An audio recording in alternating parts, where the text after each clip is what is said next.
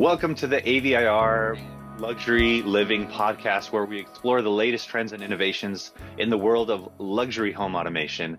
I'm your host, Alvaro Sandoval, Director of Marketing at AVIR. And today I'm joined by Darren. Darren, we didn't talk about your last name. How do you say your last name, please? A lot of luck with a K.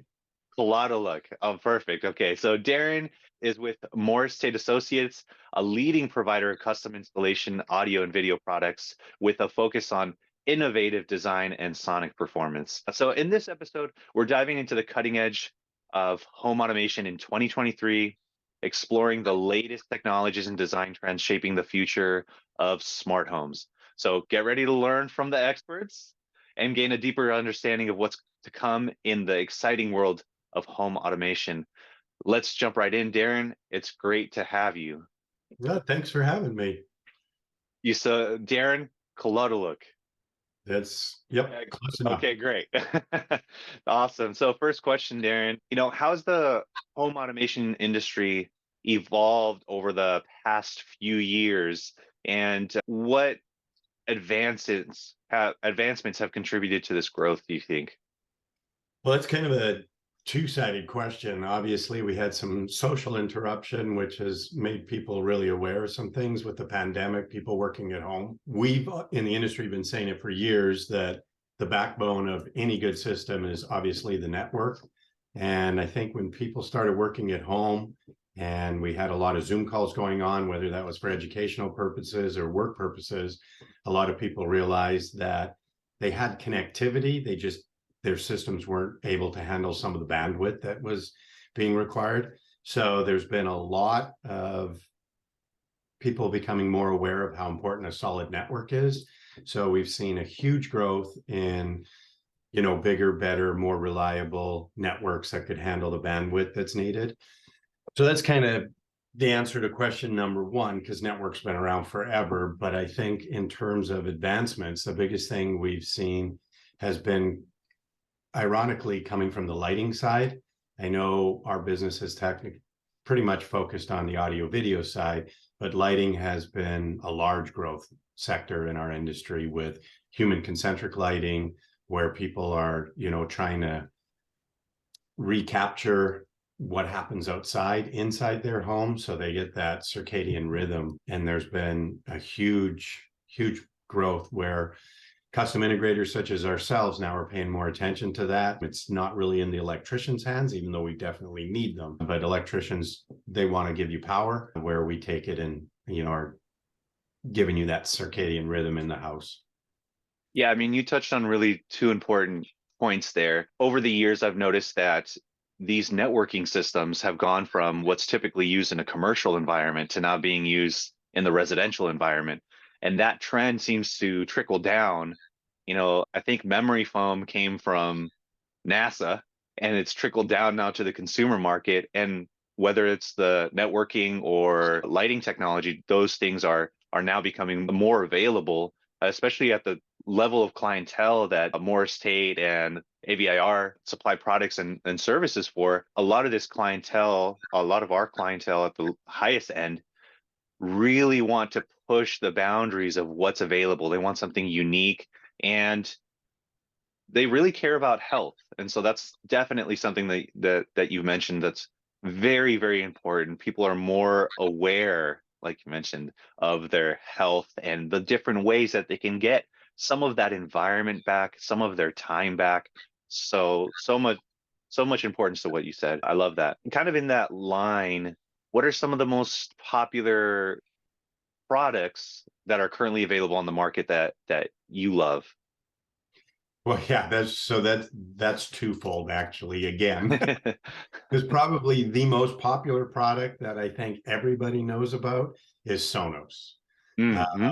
Yep.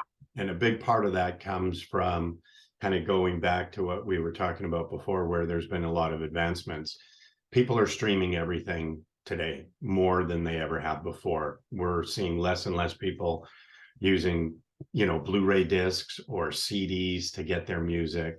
And with streaming part of it, there's some really cool products out there that may not necessarily be as popular as we'd like them to be. But in terms of popularity, it's got to be Sonos. But in terms of more, I guess, higher end products, so to speak, because Sonos is definitely for the masses. But then there's really cool products like Kaleidoscape, again, jumping back to the lighting, we're seeing more and more with lighting control. But my favorite is definitely the advancements that we've had in entertainment spaces, bringing music into every room of the house, and of course, home theater. And the biggest advancements there has been the ease of doing digital sound processing, DSP, we call it, as you know. So we can take music into rooms that typically would normally not sound good. A lot of the new homes being built are very open concept, contemporary. And typically you put a speaker in there and it sounds like it's almost in an echo chamber. So the advancements in DSP, which almost everybody offers now, you can kind of fine tune the signal so that the speaker's reproducing a sound that's going to work proper in the environment. 100%. Crazy on a long-winded answer there.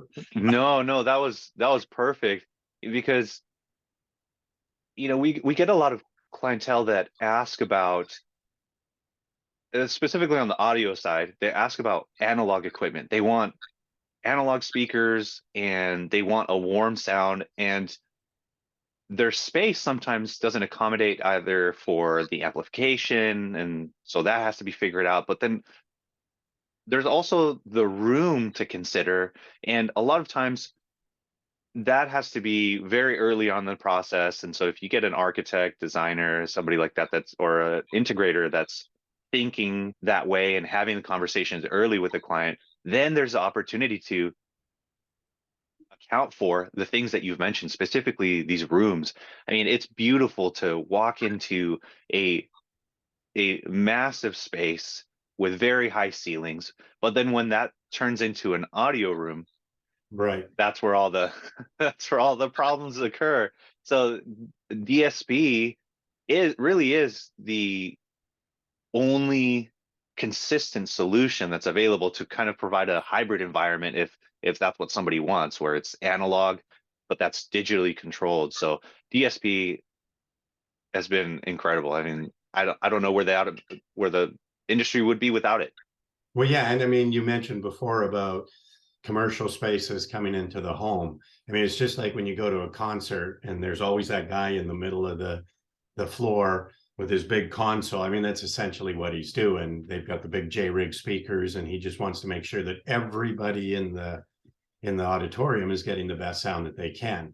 And even though we've had that for a long time, to implement it was either costly, required a lot of equipment with microphones and, obviously the hardware to go behind it.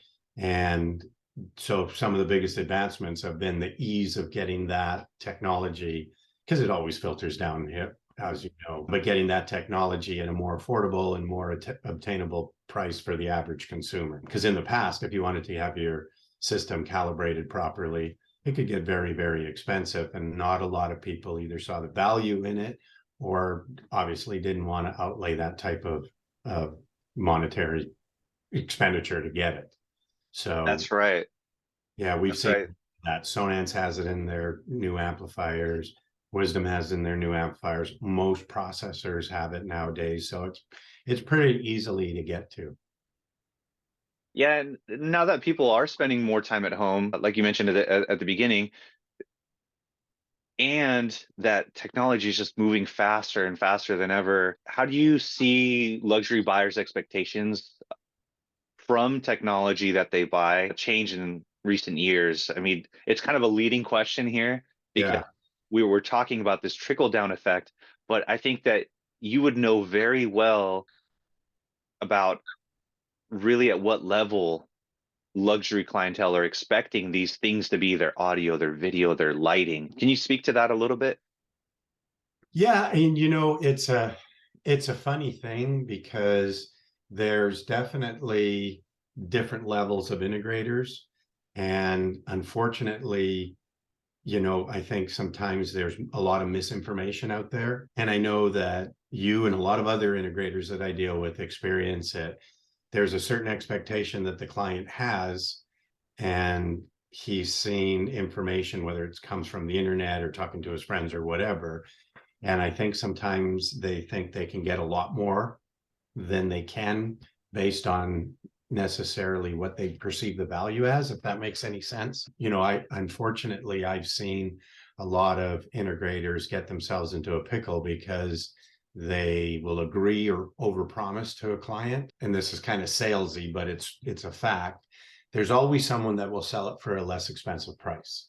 And unfortunately, that always comes as a cost. We see that with all kinds of stuff. I mean, even down to wire. There's wire companies that'll copper shave, and their cable may meet a spec, but it can't handle the bandwidth. Once it's in the wall, it's in the wall. And then when a client has a party and there's a ton of people on his network, all of a sudden things aren't working so well. And sometimes it's, and they always point it at the gear, and it's the wire that's in the wall. But kind of jumping back to your question, they obviously want the best that they can get, and there's value depending on what they want to do. It's no different than someone going out and wanting desperately to get a Ferrari, but really his budget's a Corvette, and that's fine because they're still both great systems. So I think there's some expectations that need to be managed. Obviously, AVIR, and I got a couple other really key integrators that really know what they're doing. But then again, there's always those guys that'll come out and say they can do it for less money, and they don't understand the backbone that's behind it that requires a system to function and work properly. Someone may go up against you and specify the exact same products in terms of hardware that you are, but they're offering it at a lesser price. But they don't have the technology, knowledge, and backbone to actually make it work. They're not necessarily doing the proper infrastructure so that the system actually works properly, if that makes any sense. Yeah, absolutely. I mean, I can count countless times actually that I've heard stories either from engineer friends from the time that I've spent in the industry designing these systems and learning from really good engineers here in California. The sound difference in a home theater just from having, a dedicated power for that system, how much it totally transforms the stability of the entire system, every single piece in that system. And Yep. so a lot of times I do see that things like that are overlooked when it's strictly a product to product kind of analysis. The things like that get overlooked in terms of the final 10% that really helps the system stand out. And that the what you're saying of expectations kind of being unfairly elevated is so true. There's a saying in AV that I think we need to reconsider as an industry because of what you're mentioning, which is that this idea of bringing bringing a commercial theater to your home. That is true, and it is possible, but Mhm. it's not possible at every level.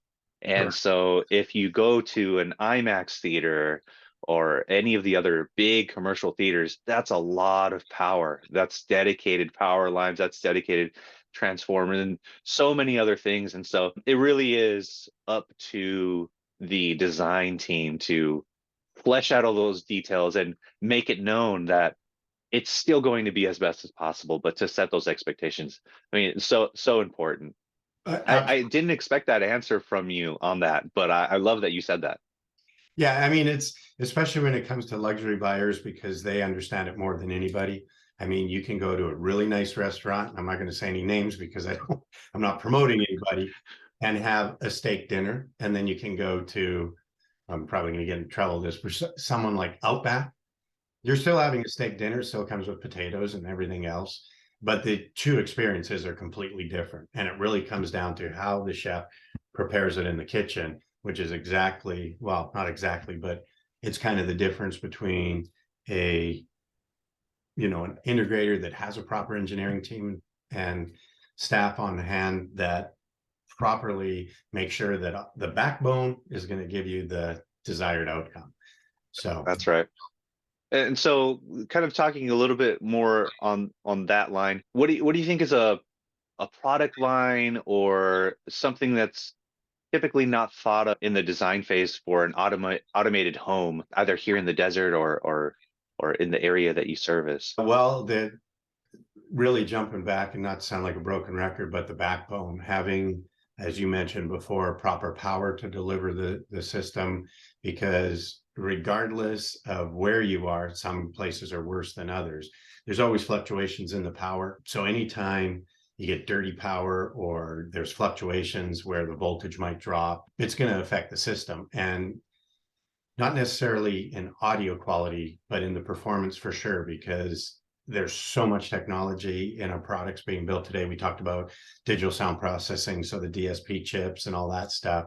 They freak out when there's any sort of fluctuations in power, and sometimes they'll lock up. And it's as simple as everybody has Apple TVs pretty much. Ask your clients how many times they have to reset their Apple TV. And it's Yeah. because something happened and it freaked the microprocessor out. And then when you look at products like the real high end, there's Rosewater, then there's Surgex that makes really good power conditioning and battery backups, etc. People that have those installed almost never or very rarely do you hear or do you get a service call where you have to go and reset an Apple TV or reset a processor or a controller that's controlling their home. Because at the end of the day, and it's true with anybody, not just luxury buyers, when you make an investment in a product, the last thing you want to be doing is constantly fiddling with it. That's right. You get a phone call and it's like you either roll a van to send someone out there really to unplug and plug something back in, or you try to talk the homeowner through it and they get kind of frustrated because they just gave you X amount of money for a system. So, I know that you guys are very good about it, and they're, some of the better integrators in the market. That's the first thing on their proposal. And some people will get very boorish about it and say, look, a system of this size, if we're not putting in a proper network and proper power line conditioning, we don't want the job. And some people think it's crazy. It's like, really, you're going to walk away from a $250,000 project because I'm, griping over a $50,000 power conditioning system. And it's like, yeah, because the headaches that come with it aren't worth it. Yeah, the headache of installing a 100-inch heavy TV in a home theater that, at some level, maybe a source or something needs to be replaced behind something else. Yeah. And to send out 3 people because you need 2 people to hold something and the third person to take care of it, Yeah. just for something so simple like that. It's definitely an investment that, with the technology available now, things are controlled sometimes via Wi-Fi. And so there's not even hard lines to Yeah. control it. So it's such a huge difference in what's available in terms of convenience, and not needing to have a stranger in your house beyond the installation phase, or needing to be home, and so many other security type of issues that our clientele have about, somebody doing a service call. So that's a great point. Yeah. And I mean, we're all proud. You're proud of the work you do. Homeowners are proud of their home. And inevitably, usually when something fails, it's always the worst time. They have company over, something like that. Yeah. The homeowner gets embarrassed. I mean, I know if I have friends over and something doesn't work, it's kind of embarrassing, and it's kind of a shot against my ego as well, because, Yeah. especially if they invest in a theater room like the one that's in your background, the last thing they want to have happen is you're proud that you made this investment. And the last thing you want is your buddy to be looking at you going, how much do you spend on this? When something goes wrong. It doesn't make Yeah. you look good. It embarrasses the homeowner. So ultimately that's what we're really trying to do, is provide a homeowner with a really positive experience, something that they can be proud of. That's right. Strength at every link in the chain, and not having a weak link, something like that. So I guess last question here, what new developments and trends do you expect to see in the automation industry in the near future, either 2023 or, next 2 to 3 years? I'd be interested in finding that out from you, what you think. Yeah, I mean, we're moving pretty fast paced. I think right now we're already streaming everything. There's definitely, I think, going to be voice control. It's already entered our field. Hmm. It's a little bit in its infancy because there's certain words you have to say to get it to work, and not everybody speaks exactly the same language. But that is, I think, where we're going to start seeing more and more infiltration into our industry. I know I've been playing with it a lot. There's pros and cons. You know, the rub for me is I don't really need voice control to change channels, etc., on my TV, because if I'm sitting in front of my TV, I've got a remote, it's easier, it's faster. But Exactly. right now, the feature that I really like is for lights. You come in the house, turn the lights on, whether it's a scene or whatever.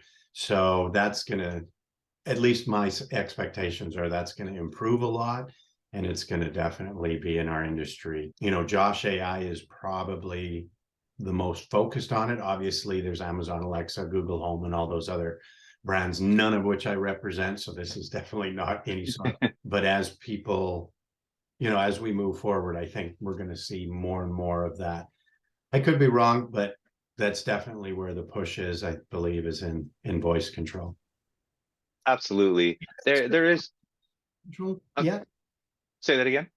No, I don't want to turn the tables, but Uh, are you a lot of voice control? Are you getting a lot of requests for that from clients? Not a lot, but the clients that tend to be a little bit more on that cutting edge of being open to new technology, most of the time they've tried voice control on their phone in some way, or they've used, the typical ones, Alexa and things like that, Nest, and they're looking for something a little bit more comprehensive that can actually do the things that they want it to do. So we have used Josh, and it's worked well. We have it in our showroom in three of the rooms actually, and for lighting, it's like you said, that's the Lighting one is that makes the most sense. You don't have to walk over to a switch or anything like that to control that.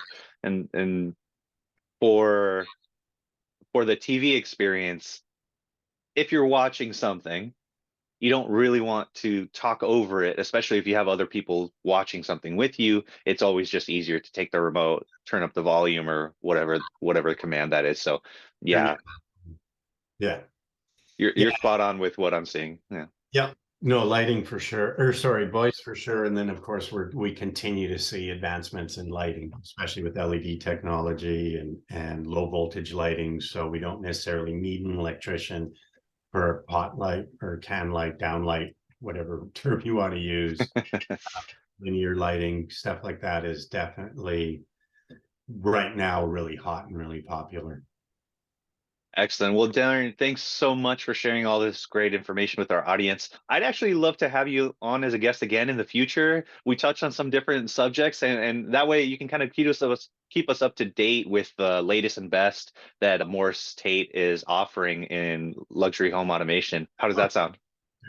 I don't know. These are a lot of these is just my opinion, but yeah, I'm happy to talk to you anytime. Well, you're somebody on the inside and you see these products, and our clientele love to have the cutting edge. So yeah, I think that this conversation has been very valuable, and it sets a great tone for the rest of the year. So I appreciate it, Darren. Awesome. Thanks so much. Thanks for having me. Have a great day. Thanks. You too. Take care.